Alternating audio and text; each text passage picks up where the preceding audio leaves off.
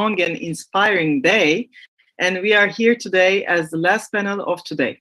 We are going to talk about in Young Muslim Women's Summit, organized by ICYF. We're going to finally talk about influencers as a drivers of female empowerment.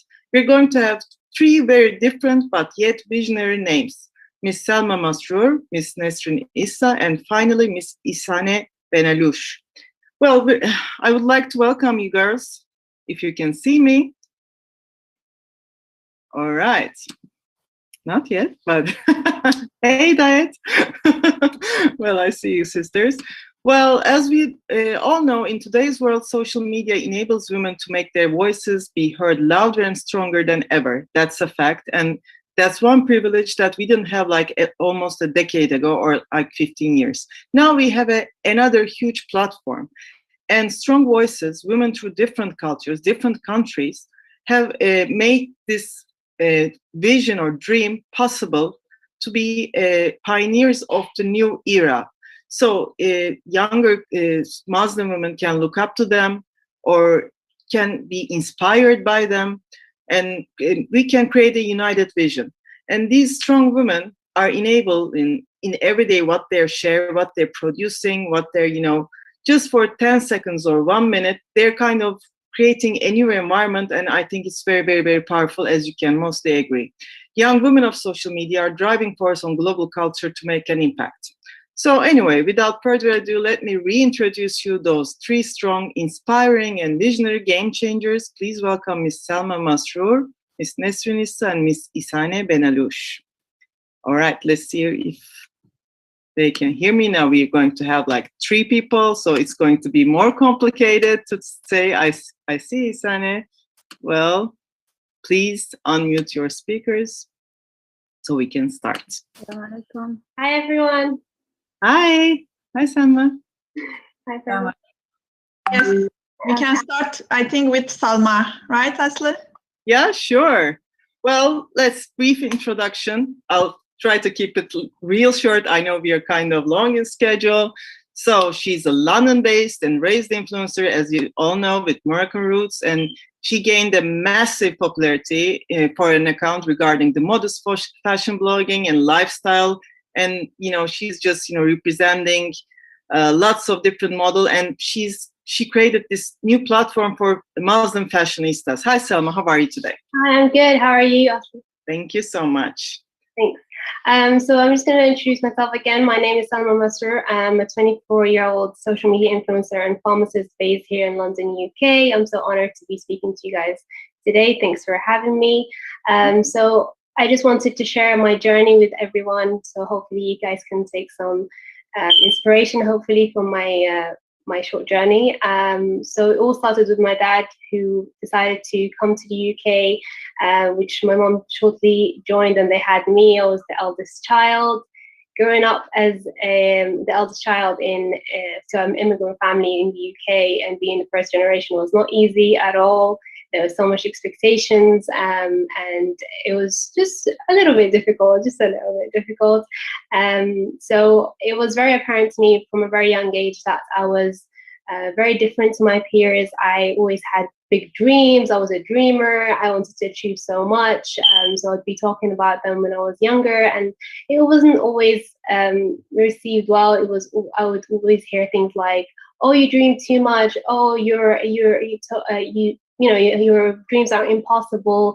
And of course, I was a girl as well. So, how can you have such big dreams? So that was a bit disappointing. However, I had a very supportive mother who really believed in me, and she always made me believe that nothing is impossible. So I decided that I would really focus on my education because that was the only way I could achieve the life I wanted to achieve and those big dreams I had from a very young age.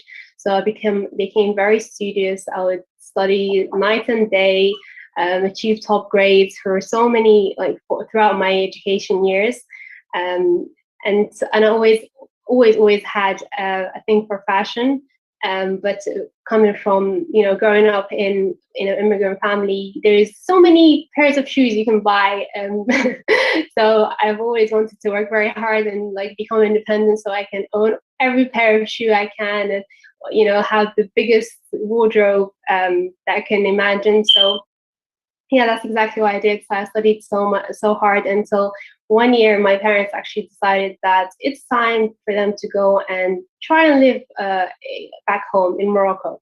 It was a very important education year for me. It was GCSE, so it was just before the final 2 important years of your life. Basically, you go to university after.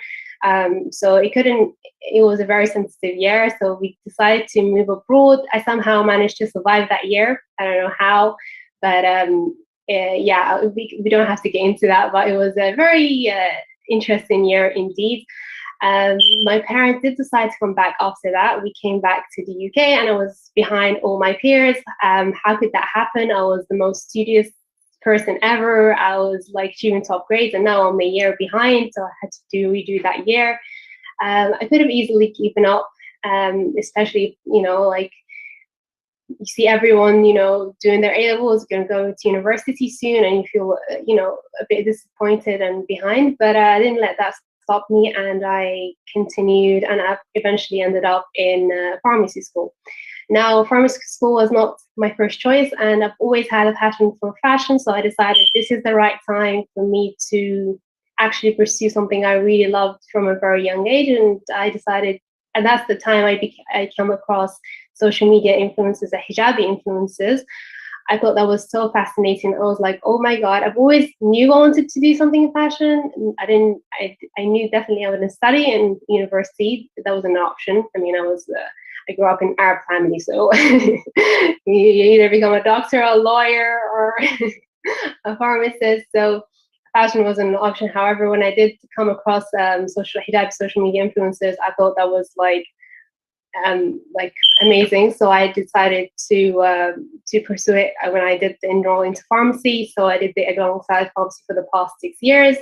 The best decision of my life. Again, the same people that did not believe in me when I was younger did comment again saying, oh, you will not make it. Oh, it's not possible. Like comments like that, but I didn't like that. It's not me at all. So yeah, it's been a challenging 6 years. I absolutely loved every minute of it. However, it wasn't the easiest. Being a hijabi influencer in the West, you don't get all the opportunities that everyone else gets. It's very challenging. You gotta fight for those opportunities, for those deals, for those partnerships. But I mean, I do it because I really enjoy it, and it's very inspiring. And getting messages from young girls that inspired them to wear the hijab, to be more stylish, to be more modest, it really makes it worth it. So whoever the partnerships, they will come later, as long as I'm doing something positive and I'm inspiring girls to dress modestly and fashionably, then it's been a great 6 years. So moral of the story, and the thing that I would love for you guys to take from this is that nothing is impossible. Never let anyone stop you or tell you that your dreams are too big or unrealistic, or because you're a girl you can't achieve this or that. Everything is possible as long as you work very hard for it and pursue it, and you don't let anyone else like interfere in your dreams and your goals. So yeah, I hope my little journey and story has inspired you guys, and looking forward to the questions. Well, it was certainly inspiring to most of all, especially seeing a young fashionista, dressing up, also collaborating with lots of different brands such as Jo Malone and L'Occitane. And it's very groundbreaking to see that you can accomplish such things. Thank you so much. Congratulations. Thank you. Thank you for being inspiring. We're going to receive some questions at the end of the session, so I'm assuming that you have lots of questions. So if it's okay with you, Pervin, and first of all, shall we continue with Ms. Ihsane, if possible? What do you say? If Ihsane is ready, of course we can. Hi, hello everyone. Yes, I am ready. Hi, how are you? So good to have you on board. Thank you. Well, Well, you don't need obviously any introduction, but still, I'm going to keep on doing that. She's one of the most Instagram's top earning Muslim influencers with 207, as at last I checked, 207 million followers, which is like amazing. And also, she's a content creator and EU Goodwill Ambassador. There's nothing more. She travels the world. You know, her YouTubes are very inspiring. And okay, you have the floor now. Thank you. Thank you so much for this beautiful introduction. Well, this is Ihsan bin Alloush. I'm a journalist and content creator on social media. I'm very happy to be here with you guys, with you girls. It's nice to see and to hear your beautiful and inspiring stories. And today I want to be sharing with you why it is important for me to see women's interactions and more than just presence on social media. So I will start my speech with my story. Well, I started social media now, it's been 6 years ago. I had 17 years old. I started by sharing what people expect from me to be sharing on this platform. You know, or let me say what they are expecting from a female to be sharing on this platform. I'm not saying that those kind of contents are inappropriate. It's absolutely the opposite. I love watching this content. But for me, back then, I wasn't feeling myself. I was just following what people want to see on my feed because, you know, I was young. So 2 to 3 years after, I've realized that it's time for me to change my content. It's time to share what I can do. I started by asking myself questions. What can I do on social media as a human being before being a female? And then I came up with this idea that I can do a lot of things. You know, a human being can do a lot of things in terms of changing the world. But I had a challenge, and the challenge was, are people going to accept the fact that a hijabi Muslim woman is actually sharing a content on social media that is mostly shared by men? Let me be honest. It was really hard at first. I couldn't see that people were supporting me. Of course, there were people supporting me, but I was just focusing on bad comments and on people commenting on the way I look, the way, am I beautiful or not? Do I have beautiful skin or not? You know what I mean? More than focusing on the content that I'm sharing. And it really hurt me, really. But now I believe everything, alhamdulillah, has changed by seeing a lot of young women leaders on the web as role models for young ladies. So actually, I've learned a lot from social media. So now I can see myself more confident, more strong, mature, because year by year I was improving my content. I was noticing that people's comments are changing from bad to good ones. I was sharing some travel vlogs just to, if people does not know the content I'm sharing on social media, so let me just tell you what is it. I was sharing some travel vlogs, discover other cultures, love people's differences, and then I've shared my experience on some humanitarian projects with Ala Hamdan. For example, why volunteering is important for youth as an example. So I was highlighting this kind of content. And during the pandemic, I started shedding the light to some other differences. As example, people with Down syndrome, people with disabilities, and people with autism. So I had to live a day with them to understand them more, to correct some stereotype using or people, they think of them on social media. So I was using my social media, my platforms, to make their voices heard. So that was on the YouTube side. Now let's move to the Instagram account that you've mentioned with the 2.7 million followers. Yeah. It's a big responsibility. Well, I've received many messages from youth on my Instagram account asking me how can they participate on the event that I was attending. So I started some live episodes on Instagram, and then downloaded them into like an IGTV videos where I highlighted some opportunities for them. I've also created a platform on Instagram called Ntaawno. Ntaawno, it's an Arabic word, means let's help each other. So where me and the team are working together on looking for opportunities for youth.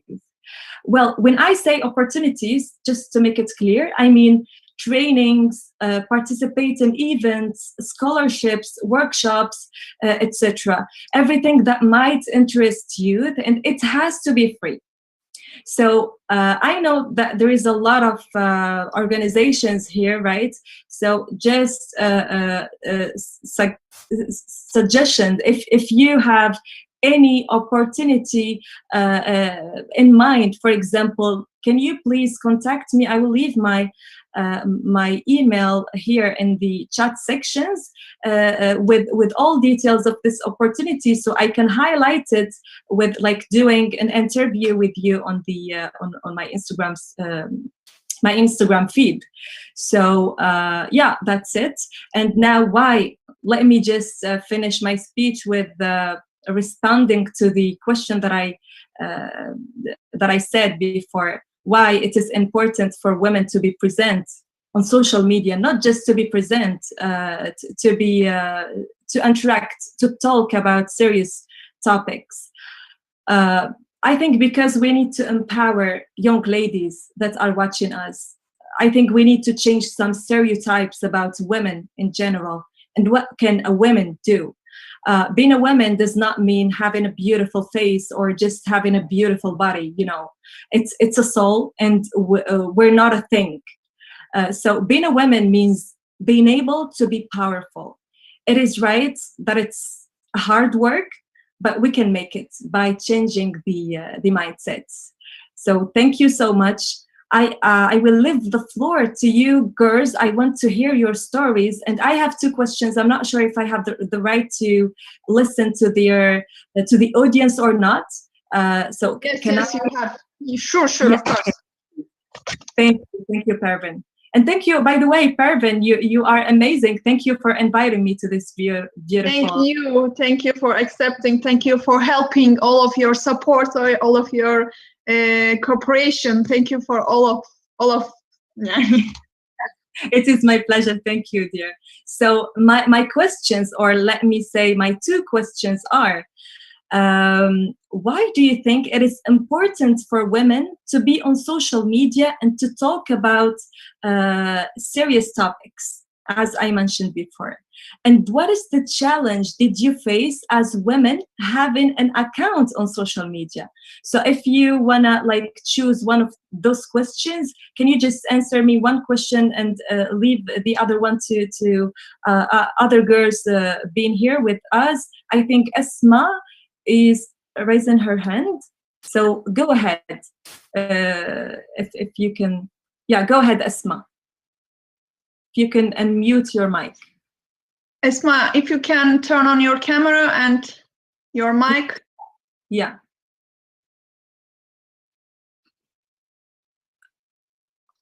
She's not with us. She's not with us.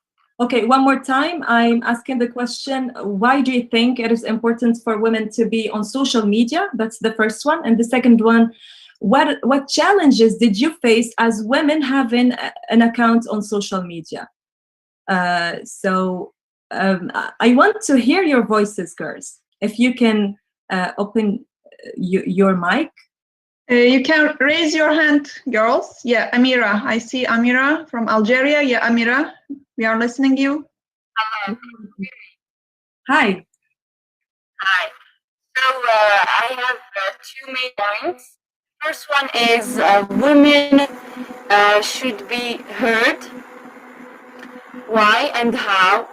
When you share your voice or your story, you are somehow empowering another woman. So it's just like this summit, when we are hearing different stories, different personal experiences, we are empowering ourselves and empowering others unconsciously. The second point is about the challenges facing having a social media account. One of the maybe main or deep challenges is the identity, is knowing your real identity before sharing it with others. So here it's a journey of knowing yourself first, and then when you know yourself enough to have things that you would like to share with others. So here you are contributing to society and you are making a real impact. Thank you. Really nice listening to your beautiful speech. Now we have Khadija, or Fadilat. Any one of you, can you unmute your mic and then answer the question? Assalamu alaikum to everyone. I'm Khadija from Somalia. The first question I would like to give the feedback is the young women, they need role model. They want to see a woman who has achieved a lot of achievement in her life. They wanted to see a woman who lead the world. They need to see the woman who can do something. Then they will continue to be more confident and they can participate the world.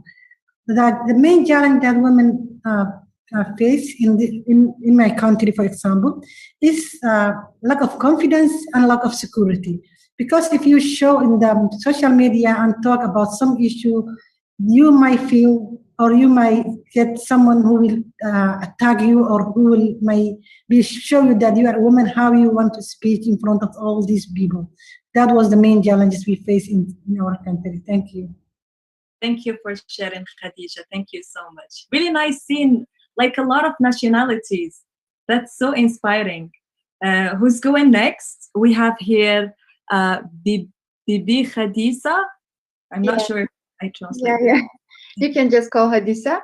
First of all, thank you so much for giving a really that inspired speech and making us really like recharging us, to be honest. My question is like, I just want, it's not a question actually, it's like taking your advice as a woman who is with hijab in a social media. In our country, it's really like, even if you are not with hijab, and if you're with hijab and you are using Instagram, Twitter, Facebook, it's like, oh my God, you are Muslim and you put hijab and you're using social media. And even if your account is like, it's like, it's not closed, it's private, it's not private, it's like a more big deal. So 2 days ago, I just opened my account and I take a lot of feedbacks like, what are you doing? You just had crashed somewhere. Why you make your account and private? I was like, I want to be activist from now on. I share whatever I want. It's my social media account. I can talk. So sometimes, but there is somebody who tells me like, you have hijab, you can't work in government. Yeah, unfortunately, I can't. In my country's law, constitution, I can't. But how can I not lose my hope in those times which they're putting me down? Sometimes I was like, you will just don't move, just you don't lose your hope. But sometimes it's really like pushing you, like taking you down. And in those time, or even in social media, how can I like to do not care about them? Or what can be your advice for me? Thank you so much. Well, don't lose hope. Everything is changing. I had the same comments before. Yeah. I had the same comments. I received the same comments, and I believe everyone on social media received the same thing, especially when they are females. But everything has changed now. So just be positive. Sometimes, but we can't be positive. So it's really hard. Like as a young, and we are not really old, or maybe not fully mature. It's really hard to like handle with those stuff, because you need to study, you need to put your effort in something else. But unfortunately, we're just putting our efforts in something which is not even, it's not making sense in our life. It's just like wasting our time. But unfortunately, it's really too hard. Thank you so much, Nabila. Really nice hearing your beautiful story. Well, here we have Fadilat. Assalamu alaikum. I'm Fadilat from Nigeria. Okay, so the first question, why Muslim women should be on social media? I would say that we need to be on social media to tell our own story, because nobody will tell our story the way we want it. And if we don't tell our story, the world out there is ready to tell it the way we don't want. Also, it's to encourage other women, Muslim women coming behind us, to know that some people have walked this path before them and they can also do it. And it may also help us, because there are times that we may not be all up there, we may be down in our corner, and we can easily revisit what we've put out there. We can easily remind ourselves that you've done some things that are great things before. We can easily fall back to it and get our strength from it. So, but to the second question about the challenges of being a Muslim woman on social media, I would say there are lots of challenges. And one of it is that even before you say anything, there are people that already think they know what you want to say. They already put you in a stereotype of you should say this. And when you don't say what they want you to say, then you becomes the enemy. Even among the Muslim community, the Muslim brothers feel like this is what you should say. And when you don't say that, they feel you are not religious enough. They start to attack you. They see you as a kafir. Then the liberal society out there, when you're not saying what you should say, what they also want you to say, they feel like it's Islam that is oppressing you. So as a Muslim woman out there, it's like you are fighting two wars. The Muslim community is not ready to accept it because they feel like you should not be doing that. Then the society out there, the liberal society, also feel like they are not ready to accept it because you are not going in the direction they want you to go. So these are some of, then also people feel like there is a lot of attack on the Muslim community already, and you portraying yourself as member of that community, they automatically attack your personality, attack your whatever you say, attack. So there's a lot of attack on social media, but I want us to know that we can't afford to let all of these attacks get to us. We still have to tell our own story in our own way, in the way we want to be portrayed. Yeah, thank you so much, Fadila. Thank you. You're right. Well, I'm not sure how much time do I have left, Asli or Pervin?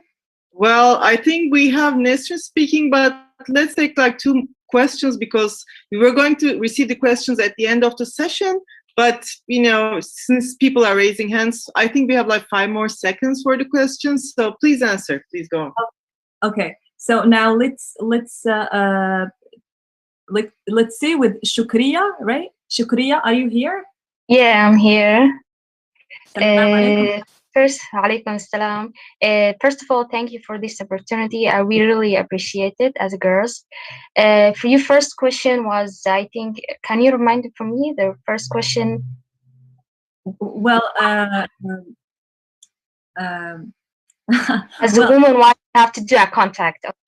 Yeah, well, the second one was, I don't know which one is the first and the second, but like my questions was, what challenges did you face as a woman having an account on social media? And why do you think it is important for Muslim women to be on social media? Yeah. Actually, when you do a Facebook or when you do something that you want to influence people in a positive way, the most important thing in a positive way is that you bring with you a lot of people. You're not just going only. So, for example, I have a story and I want to bring people with me. I'm not just doing contact because I want to show people how I talk or how I show it. I want to show people that there is a chance for you and for me to share a platform, a great platform. Especially, there's a lot of girls, actually, weak girls that need a voice because unfortunately, a lot of girls doesn't have that voice in their family. Sometimes you don't have that voice with your mother or father, but we have a social media that gives you that chance, and it is very, very important for the Muslim girls to have that voice. The chances is that a lot of stereotypes, a lot of information that you don't know, a lot of things that how you talk, how you should look, brings you to, for example, I think you have the problem that when you look the comments, a lot of bad comments, these comments can actually affect you psychologically, and you don't know why. So those stereotypes are one of the things that affect us as a human, before women as a human. So the most important thing is that we should, as a woman, brings to us together. The most important thing that women empowering women is a very essential thing, is a very important thing, and don't give up. That's the moral of the story. Thank you so much. Thank you so much. It was really nice hearing your response. Well, now I guess we still only have one left. Asma is not responding, right? Asma Nabi Mali. Assalamu alaikum. Assalamu alaikum. Go ahead. So, first of all, I'm very thankful to Almighty that I have been given this opportunity to be a part of this distinguished audience. Well, I belong to Kashmir, the Indian administered part. And it's a matter of high concern that with respect to the usage of social media by the women, it's highly in question, because a lot of women since 1990s have become the victims of sexual violence. And because the control of the social media lies with the hands of the occupiers, the direct control remains with them. So I don't think in order to address their concerns, this medium is the best one. Despite of the fact that many women from the privileged backgrounds can be part of the social media, they can have their accounts on it, but the real concern, the real challenge is quite unknown to the globe, because the world across, the Muslim population living across the other parts of the globe might not be knowing the real concerns that the women face, even after having this access to the internet, because it is under high surveillance, so they are not able to bring their concerns to the world, because after every second thing that they share on the internet, they are being asked, they are being put to question. So how do you think, I mean, this is a submission, this is not a question. How do you think in such situations the concerns might be brought to the international community, particularly the Muslim international community? Because we are suffering like anything. Kashmir might be a small part on the globe, but the humanitarian crisis, particularly in terms of the sexual violence faced by the women, has been alarming. The issue has been brought to the United Nations time and again, but no concrete intervention measures have ever been taken. So this is my humble submission to all the distinguished members of the globe who have come together today to take a note of the alarming situation that is happening in Kashmir. Thank you so much. Thank you so much, Asma, for sharing. That's why we are here, by the way. That's why we are here to support women and to listen to your stories. Inshallah, everything is going to change. Inshallah, we hope so. Well, Asli, I think there is no one raising their hands, so you go ahead. Thank you so much, everyone. Thank you. Well, thank you so much. We're going to continue receiving questions by the end of the panel, but we're kind of running out of time, and Ms. Nesrin is bloggers and social media activists is waiting for us, I think. Hello, Nesrin, can you hear us? Hello. Yes, I can hear you. Hi, how are you? I'm good, thank you. So glad to have you on board, and thank you for waiting. And please, without further ado, I just want to introduce you, in a few sentences, if it's possible. Well, she's a university student, a blogger, a social media activist, and also I read a few of your articles in Al Jazeera.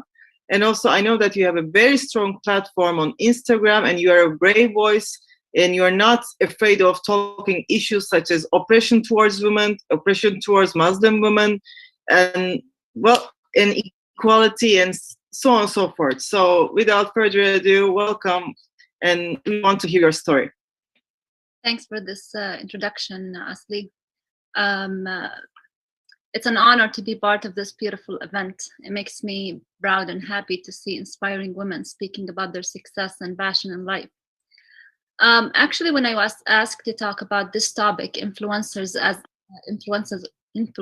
as a driver of female empowerment, I thought about how a woman can strongly be affected by another woman from her society, like from a woman from her family, friends in school, or influencers on social media, especially these days. For example, if a girl grows up around successful women, success will become normal to her. And if that same girl grows up among oppressed women, oppression will become normal to her. I read in the Woman and Power book by the author Mary Beard describing the situation in the 8th century by saying women were allowed to speak as a victim only, referring to how women were useless. We know women in all periods have faced struggles, but what made them describe women that way is because they did not know how to express themselves except by playing the victim role. If we want to see women in Islam, they have made history and taught us how to express ourselves as a successful woman, despite the struggles that we face in our life. Khadija was a businesswoman, Aisha was a teacher, and many other Muslim women, we know their achievements. We need to focus on women's voice, her voice on TV, social media, or anywhere. We need more women to speak up, defend their rights, and tell us their stories to influence young women. And today I'll share with you from my experience why your story is so important to other young women. As an influencer, I shared my personal story on Instagram 2 years ago. And until now, I still receive messages from young women telling me that your story has helped us so much to overcome certain obstacles in our life. Therefore, I would like to share it here too with you. The story started when I was pregnant with my daughter, when the doctor told me your baby probably would have health problems. This news was the worst. I didn't know what to do. I felt depressed. I felt nothing worth living anymore. I didn't want to be around anyone. All my activities have stopped, and I was in college. I was dragging myself to go attend the classes. And because of that depression that I was living, I finished that semester unsuccessfully. And then I started thinking I should drop out of school and just focus on my problem right now. But I also was telling myself, that's not me. I've never been a quitter. Toward the end of my pregnancy, I received good news. My doctor told me the new test says you will have a healthy baby.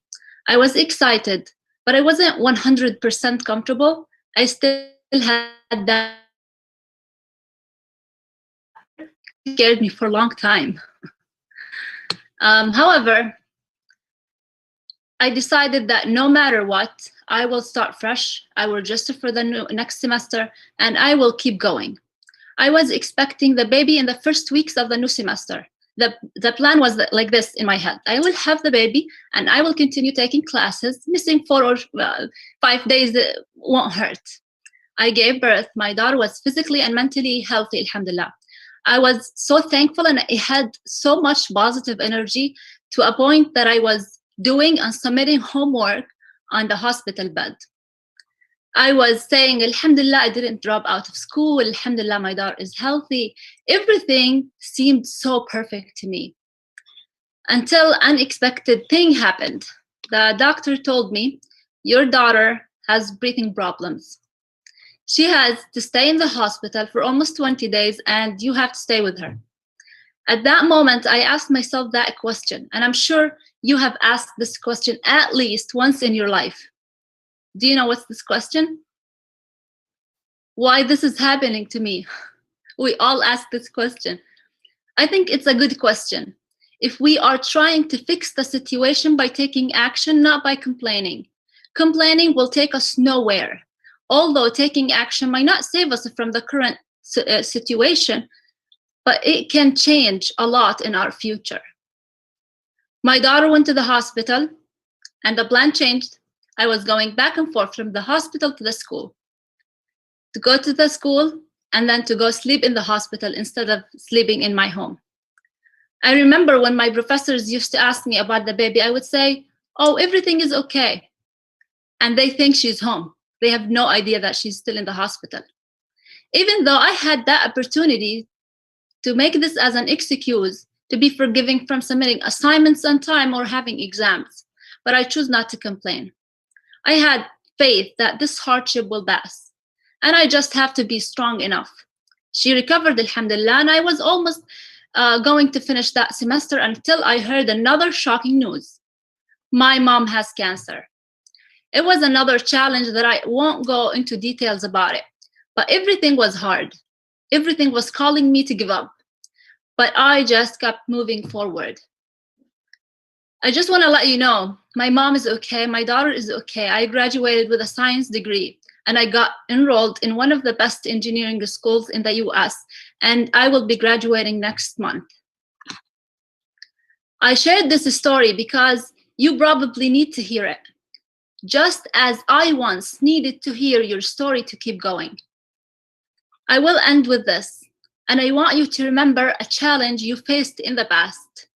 When you look back at these challenges, when we look back at these challenges that we went through, we see that to give up was an option, and to keep going was an option too. But the obstacles and challenges were not an option.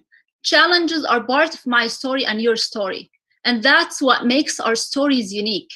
And these are things we never get to choose. However, we get to choose the scenario. We can tell our story and use these obstacles to justify our failure. And let me tell you something. If you tell your story that way, people still will sympathize with you, but you will be labeled as a victim. With another scenario you choose based on the hard decisions you make, you can change the form of your story. And instead of being pathetic, you will be an inspiration to another woman who's going through difficulties and needs a push to be a hero in her story. So choose your scenario to inspire, not to be the victim. Thanks for listening. Well, thank you so much. It was very, very inspiring. And we are so glad that both your daughter and your mother is doing fine. And congratulations on your degree. Anyway, as promised, now it's time for your question. Now the floor and the platform is all yours. Please raise your hands in order to ask these very inspiring and very strong women. All right. I'm terrible at this kind of technology things, so if Pervin, you could... if they don't have questions, now I have a question. Please go ahead. I prepared 2 questions I was gonna say during my speech, but I thought I will. Please go ahead. I ask, when do you think the good time to share your story, and why do you think it's important to share your story? Reem is raising hand. Reem, you can start. Assalamu alaikum. Hello everyone. I'm Reem from Yemen, and all of you know what happened in Yemen this day and how it's difficult to be female and in the country of the war. I'm now 21. I was before 5 years ago in Aden, and it was a war. It was really bad war. And when I moved from Aden to other countries, it's called Mukalla. It was many things different. The traditional was different. I need to close my face. I need to change my accent. I did many things, but I really did the same thing you do. I asked myself, why a girl in this world same and the same age of me? But I really, 2 years ago, I stopped do everything. I stopped write. I stopped do many things that I really love. but after that, I tried, why not? Maybe the war is bad, but we can do and see something. It's really positive generations and other things that they didn't hear it.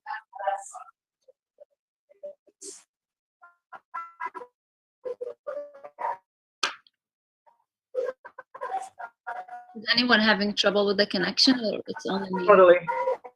Yeah, it's very hard to hear.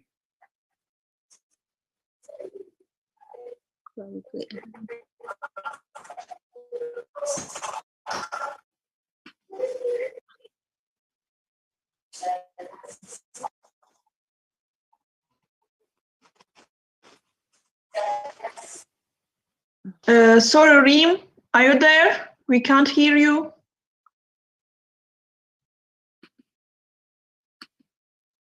Shall we continue with the other questions? No, I don't think that Reem can hear us though.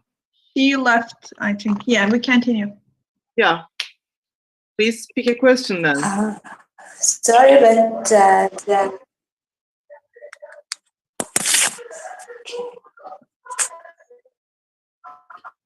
Reem, we can't hear you.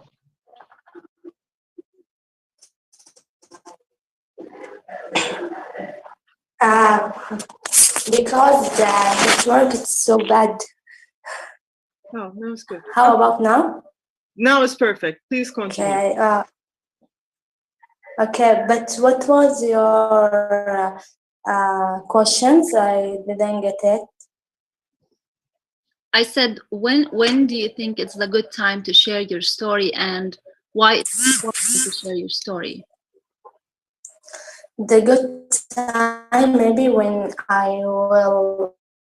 I'm achieving my dreams, it's the good times, like you, when everything is good. It's when go better, you can achieving you achieved your dreams. That is the good time. And why? Maybe for the other girls and other female or women Muslims to look in as this life, it's hopeful, we can do it, and nothing impossible, and something like that. And I want to say for you big thanks. Really, this life is not easy to live it, but thank you for your spirit. Thank you. Okay. First, the question was, when should I share my story? In my opinion, you should share your story when it's over. But if you want to point a problem, if you want to discuss an issue, you can. But I'm talking about personal stories. Yes, I encourage to share it when it's over. But do you think? But why? Why do you think? Anyone have like witnessed someone sharing the story during that uncertainty stage? What do you think? Like why it's not recommended?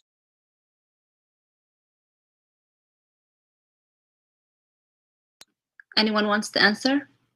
I think we have Sakina Nurul Ain, and We didn't hear you. Can you repeat it, please? Oh, you didn't hear me. Okay, the other sister answered and said, we share the story when we achieved something to inspire women. And yes, I think that's the good time, unless we want to share an issue for the society so we can discuss it. My question now is, why shouldn't we share the story during, like when we are living the situation? Why it's not recommended? Why do you think? Can I say my opinion? Yes, sure. Because I don't think that much people will interest on it. Until you are not succeed on something, people will not have interest. People will not. Of course, it's my opinion. I'm too young. I'm 21. I can't say in my experience, but during my life, during my experiences, I saw that if you are not succeed on anything, if you are not financial good, if you are not educated, if you are not enough famous or even in your in your surrounded people, nobody will not have interest in you. So that's why people, maybe girls, cannot have that confidence or cannot have that courage to talk, to tell their stories, because they feel that anyway, if I tell it, this is the same. If I don't tell it, even it's the same. So that's why maybe we are not telling, or we are just waiting for a right time. Thank you. Yeah, good point. Also, in my opinion, there's 2 reasons that you shouldn't share your story during the battle. It's because people can judge you and they can hurt you with the comments, and people can mislead you. They probably will hear your story, but they will give you advice based on how they see things, and this could mislead you. Yeah, if anyone wants to share thoughts. And can I share my thoughts? Can I share my thoughts? I couldn't read your name. Sakina. It's me, Sakina. Okay, hello, hi. I'm Sakina, and I'm from Malaysia. So why do I think that women shouldn't share their struggle, their battles? There's something that when you are in a working space, and then like you work with other people, and then there's men and also women. So we should show some rationality in the workspace and also in the environment, and where we share about our concern, about our struggle and our emotion. It shows the lacking of us on how we handle our struggle. It shows that we can't do so much thing that I mean, like, we are being too emotional than being rational. And that's why there's certain thing that we need to hide, and there's certain thing that we can share. By being sharing, there's a limitation on what kind of information that you want to share.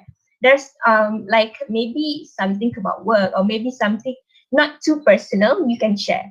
But then something about your emotion, your personal, it should be between you and just like a very small circle of your friends, and also because we are Muslim, to our God, which is Allah. That's my thought. Thank you. Thank you. Nural, do you want to add something? I don't know if I pronounced it right. Yes, hi. Assalamualaikum. Can everyone hear me? Walaikum salam.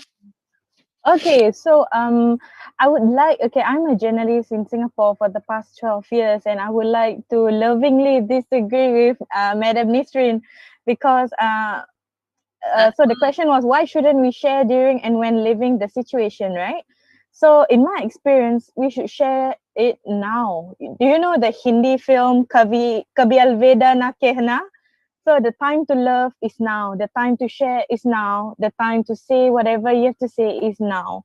However, I draw the line between national and current issues. Like for us in Singapore, there is a problem with hijab wearing nurses in Singapore. So we have been fighting for that for 10 years. And finally, alhamdulillah, there'll be a trial in the next 6 months for nurses to wear hijab in Singapore.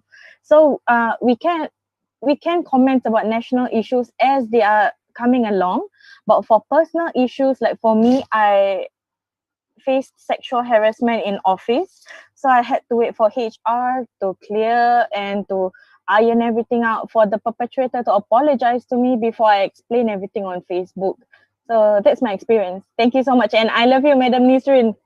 I agree with you, and this goes under presenting the issue to the society. Yes, if you're going through a problem that needs to be solved by people around you, like you said, harassment or racism or anything, it should be presented.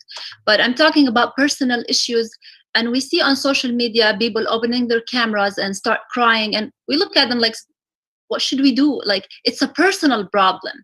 And I honestly, this is a story that I shared with you. I shared it 2 years ago, and it happened 4 years ago. After 2 years of like recovering from everything, I shared it on my account on social media. And during these 2 years that I was living the situation, I did not share a single post about my feelings, about my problems, not because I'm living a fake life, but because I think people, they have their own struggles and problems, and I'm focusing on my goal, and I know what's the right path that I need to take, so I shouldn't share it now.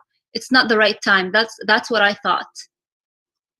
Well, perfect. Well, thank you all for all of your time. It was very inspiring. I hope you liked it was very personal and upcoming, and we all, it was for me to see the other people's problems are very, very similar with me. And it was very inspiring. So I'd like to thank you all for your courage, for your strength, for your inspiration, and for your time mostly. All right, then. That's for now. And please we really, really hope to see you tomorrow. It's going to continue, and there will be lots of very inspiring speeches. It's going to start at 11 o'clock, and hope to see you there. And I'm Aslı. Well, thank you so much for your time, and take care, guys. Thank you, everyone. Thank you so much. Thanks. Bye. Thank you. Love you guys. Thank you, guys. Love you Thank too. you. Thank you. Bye. Bye. See you tomorrow. See you tomorrow.